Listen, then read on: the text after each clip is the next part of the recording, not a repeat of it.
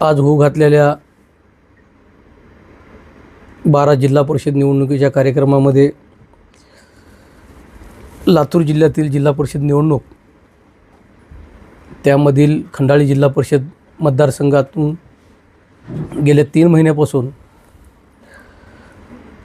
लोकांमध्ये गावभेटी दौरा, लोकांशी जनसंवाद, गेल्या 26 वर्षापासून समाजकार्यात जे मी स्वतःला वाहून घेतलं होतं,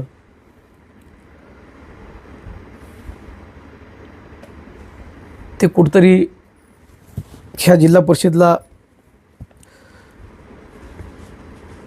एक नव्या उमेदीनं आरक्षण पडल्यापासून मी आणि माझी पत्नी, माझी मुलगी मतदारसंघामध्ये 43 गावामध्ये सर्व गावात आमच्या भेटीगाठी घेऊन दौरा केला. लोकांचा उत्कृष्ट असा प्रतिसाद, लोकांना दिलेलं भरभरून प्रेम, ती माझं कुटुंब व आम्ही कधी विसरणार नाही. त्याचं कारण म्हणजे ज्या पार्टीतून आम्ही लढण्यासाठी इच्छुक होतो, त्या पार्टीचं नाव घेऊन गावोगाव भेटीगाठी करण्याचा पूर्ण प्रयत्न केला, प्रत्येक माणसापर्यंत जाण्याचा प्रयत्न केला.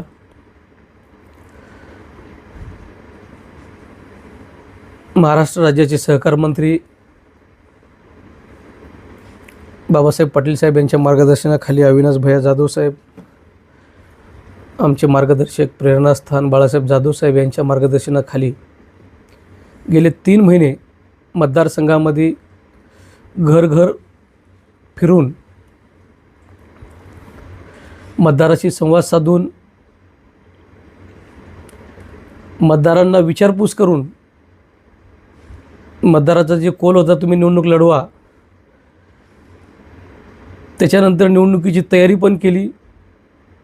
अचानक आता महायुतीचा काहीतरी विषय झाला असं आम्हाला समजलं.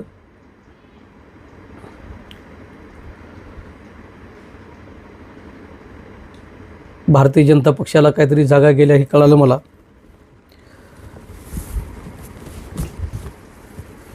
पक्षाचा आदेश आम्हाला मान्यच करावा लागेल, पण इथली लढाई भूमिपुत्राविरुद्ध बाहेरची अशी राहणार आहे. जर भारतीय जनता पक्षानं, महायुतीनं जर भूमिपुत्राला संधी दिली, आम्हाला काम करायला कुठलंही वावगं वाटणार नाही. जर मतदारसंघाच्या बाहेरचा जर उमेदवार इथं कोणी येत असेल, मतदारसंघातून एवढे प्रचंड फोन यायला लागलेत की जसं पावसाच्या गारा पडतात की तुम्ही कुठल्याही परिस्थितीत निवडणूक लढवा. सर्व माझ्यासोबत राहिलेल्या माणसाला मी कुठल्याही पद्धतीत वाऱ्यावर न सोडता त्याच्या प्रेमाखातीर उद्या सकाळी 10-11 वाजता आम्ही फॉर्म भरणार आहोत. आदरणीय बाबासाहेब पाटील साहेब यांच्यावर आम्हाला प्रचंड विश्वास आहे की मी जरी काही वेगळं लढणार असेल तर त्याचं प्रेम माझ्या मागं, त्याचा आशीर्वाद राहीन असं मी स्वतःला समजतो. आणि जनतेच्या प्रेमाखातीर कुठल्याही माणसाला माझ्यासोबत राहिलेला त्याचा विश्वासघात होणार नाही, म्हणून मी उद्या 11 वाजता फॉर्म भरणार आहे.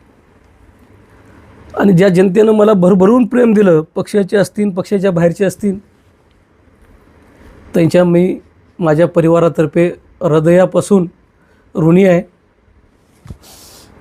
एवढं बोलतो.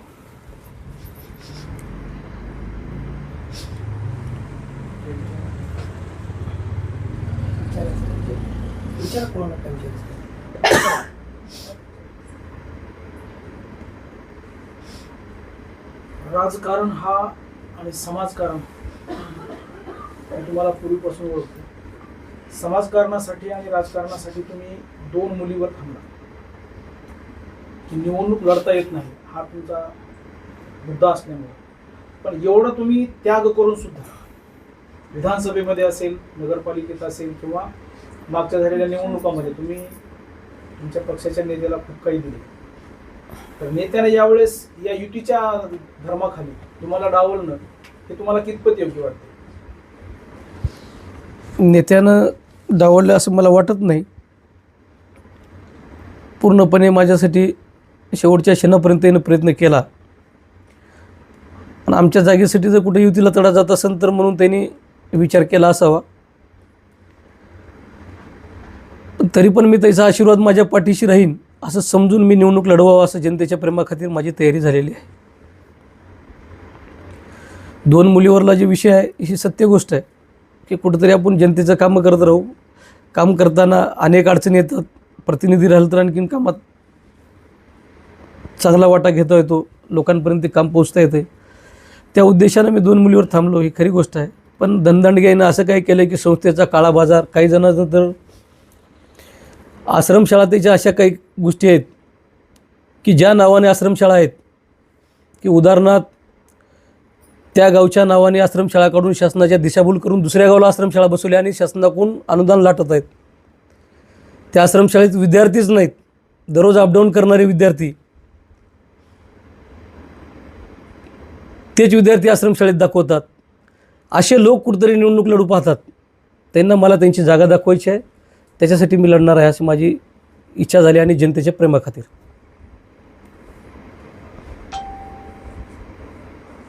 आज अक्षरशः तुम्ही भावनिक होऊन सर्व परिवार ही लाईव्ह पत्रकार परिषद अटेंड केलेली आहे.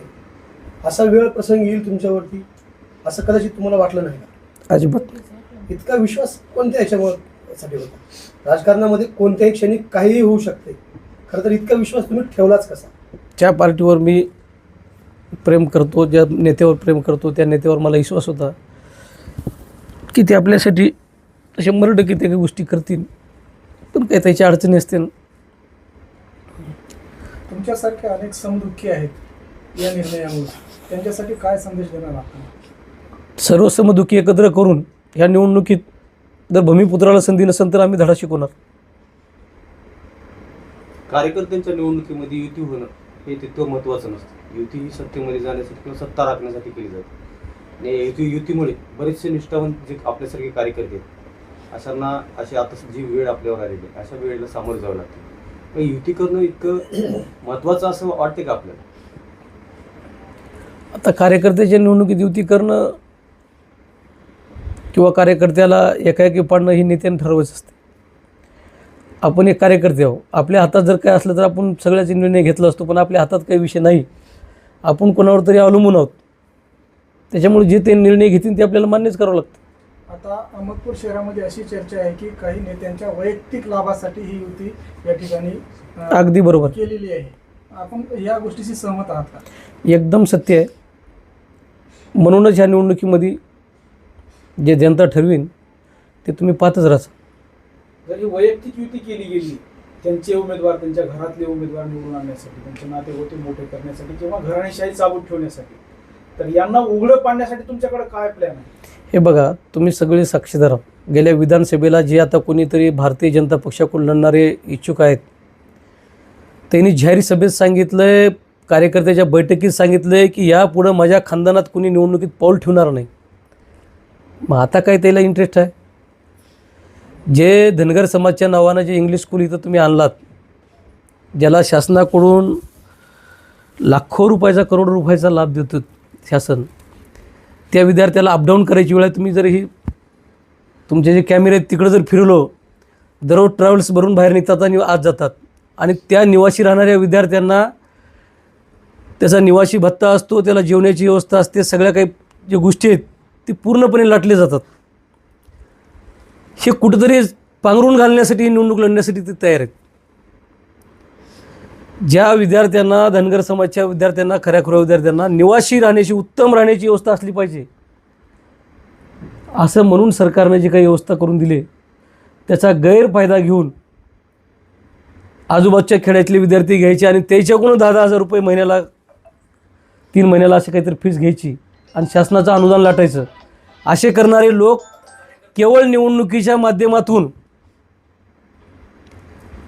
ही सगळ्या गोष्टीवर पांघरण घालता येईल म्हणून हे निवडणुकीच्या रिंगणात उतरत आहेत की ज्यांनी तुमच्या समोर साफ खोटं बोललंय की आम्ही यापुढे निवडणुकीत कधीच आयुष्यात पाऊल टाकणार नाही, रडून सांगितलेत आमच्या घरातलं कोणतरी वारले, फलानं झाले, बिस्तानं झाले. अरे तुमचं गाव कुठं आहे? तुम्ही ज्या गावातून येतात त्या गावामध्ये ओबीसी महिलेची जागा सुटलेली आहे. तिथून तुम्ही निवडणूक लढत नाहीत आणि इकडं सांगता तुम्ही माझी कर्मभूमी आहे. विधानसभा तुम्हीच लढवा, जिल्हा परिषद तुम्हीच लढवा आणि जिथं कर्मभूमी म्हणता तिथली ग्रामपंचायत तुम्हीच लढवा. ते तर कशाला सोडणार आहोत? तुमच्याकडून हीच अपेक्षा आहे. आता मला दुसरी काही अपेक्षा तर राहिलेली नाही. आणि तुम्ही एवढं जर खोटं बोलणार असाल तर जनतेचा पुढं काय विकास करणार? म्हणजे नवीन नेतृत्व म्हणजे पुढे आलं नाही पाहिजे. त्याचा उद्देश तो आहे. ह्या वेळेस कुठल्याही परिस्थितीमध्ये आमची सीट कोणीच रोखू शकणार नव्हती. रोखवण्याचा प्रयत्न जर कोण्या माध्यमातून केला असेल तर महायुती करून, तुमच्यात हिंमत होती तर युती तोडून लढायचं दाखवायचं होतो. मैत्रीपूर्ण लढतीला मी तयार होतो ना. मोठ्या नेत्याचे जाऊन पाय साठायचे नाही, आम्हाला जागा सोडून द्या म्हणून सांगायचं आणि विधानसभेला गद्दारी करायचं आणि विधानसभेला वेगळा सूर दाखवायचा आम्ही ओबीसी, नगर परिषदला दाखवायचं आम्ही सनातनी. आता काय दाखवणार? आता म्हणणार गल्ली ते दिल्ली सत्ता. अरे गल्ली ते दिल्लीची सत्ता तुमच्यासाठी लुटण्यासाठी आहे. माझ्या गोरगरिबाच्या लेकराचं तुम्ही रक्त पिताय. आश्रमशाळेच्या माध्यमातून अन्नधान्य तुम्ही इकून खाताय. याची काही चौकशी होणार आहे का नाही याची मी मागणी करणार आहे. आणि विभागीय चौकशा, वेगवेगळ्या चौकशा करून त्याला रेड मारायला लावणार. वाटतं त्या गोष्टी मी मोपायला तयार आहे. अदर जिल्ह्यातून ती चौकशी करणार. तुम्हाला मला एकच विनंती आहे, तुम्ही इंग्लिश स्कूलमध्ये जाताना ट्रॅव्हल्स चेक करा आणि बाहेर निघताना चेक करा. उद्या जर त्या विद्यार्थ्याचा अपघात झाला त्याला जबाबदार कोण आहे?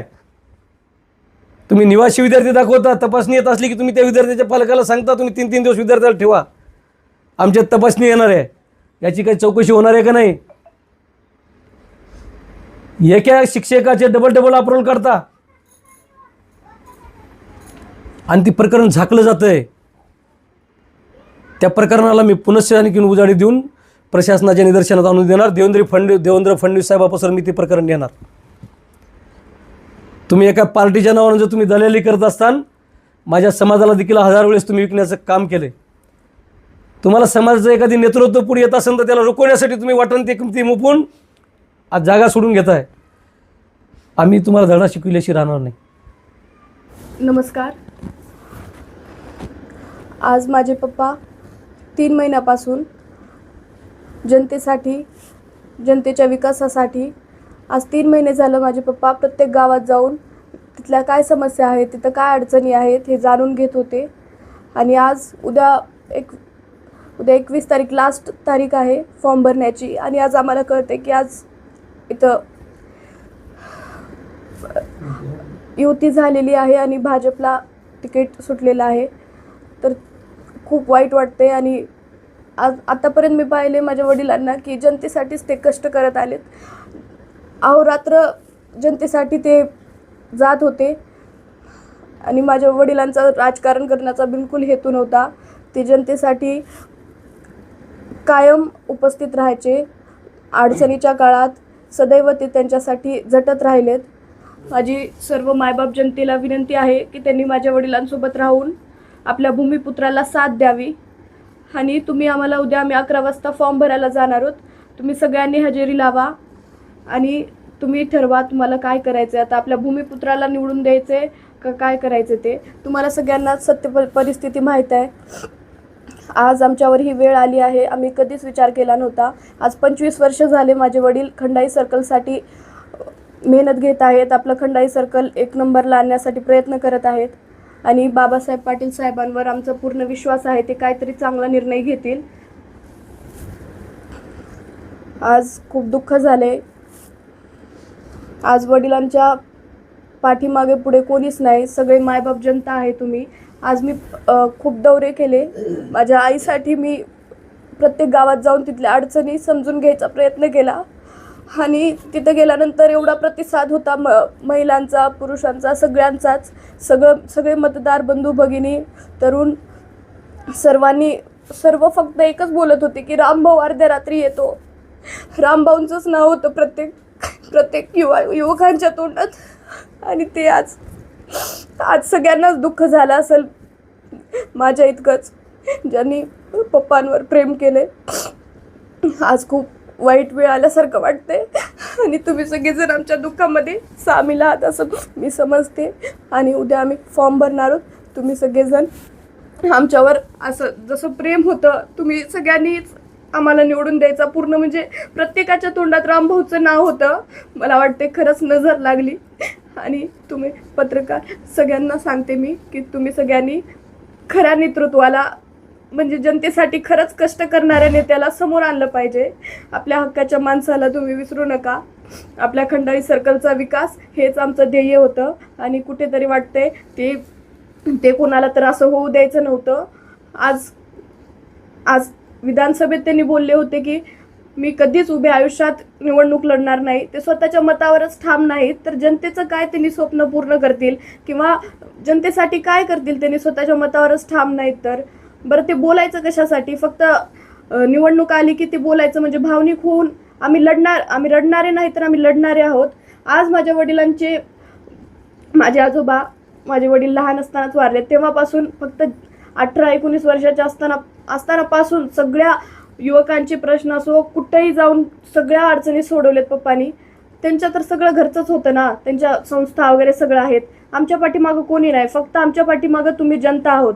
खंडाळी सर्कलची जनता. आणि मी गावागावामध्ये जाऊन बघितलं. पप्पांचं नाव सगळ्यांच्या तोंडात होतं. तेच कोणाला तरी बघू वाटलं नाही असं वाटते मला. आणि तुमची साथ आहे असं मी समजते. प्रत्येक घराघरात आपल्या रामभाऊंचं नाव होतं आणि असंच कायम राहील. तुमचे आशीर्वाद आणि प्रेम माझ्या आई आणि वडिलांवर दोघांवरही असंच कायम राहू द्या आणि तुम्ही आम्हाला साथ द्या.